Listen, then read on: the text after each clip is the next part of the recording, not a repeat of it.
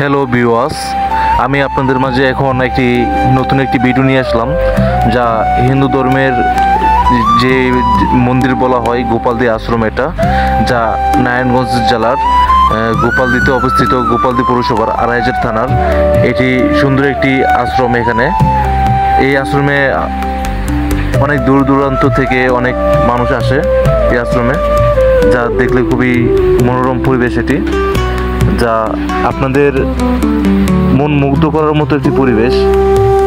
এই পরিবেশটিতে সবাই আসে, এসে দেখে ভালো লাগে সবারই এই পরিবেশটি, যা দেখে আপনাদেরও হয়তো ভালো লাগতে পারে।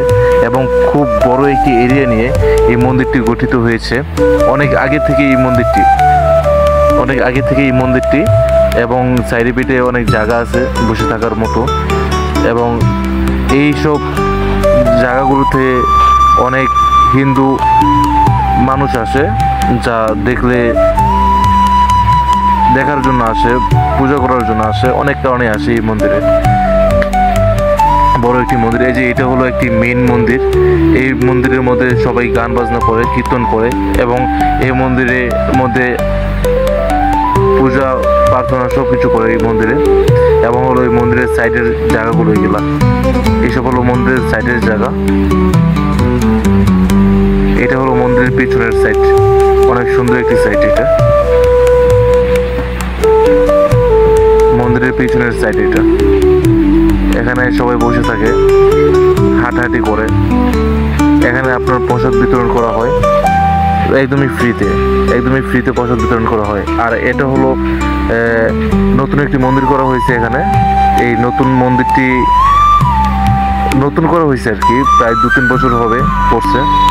আর এইটার ভিতরে অনেক গান বাজনা অনেক কিছুই করা হয়। এটার ভিতর পূজা অর্চনা সব কিছুই করা হয় এটার ভিতরে একটি অফিস আছে, হয়তো জানা নেই আমার যে এটার ভিতরে কি করা হয়। তবে হয়তো এখান থেকে আপনার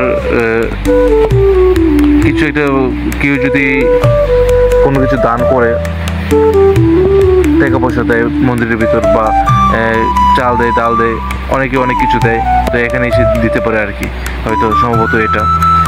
এই যে সামনে এটা হচ্ছে অফিস সামনে। আর এটা হলো মন্দিরের সামনের সাইড, যা নদীর সাইডে আর কি জায়গাটা, যা অনেক সুন্দর একটি জায়গা।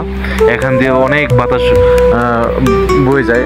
শুলে 5 মিনিট বসে থাকলে এখানে অনেক ভালো লাগে। 5 মিনিট বসে থাকলে আপনি ঠান্ডা হয়ে যাবেন একদম এখানে। আর এই মন্দিরের ভিতরে অনেক আম গাছ আছে, অনেক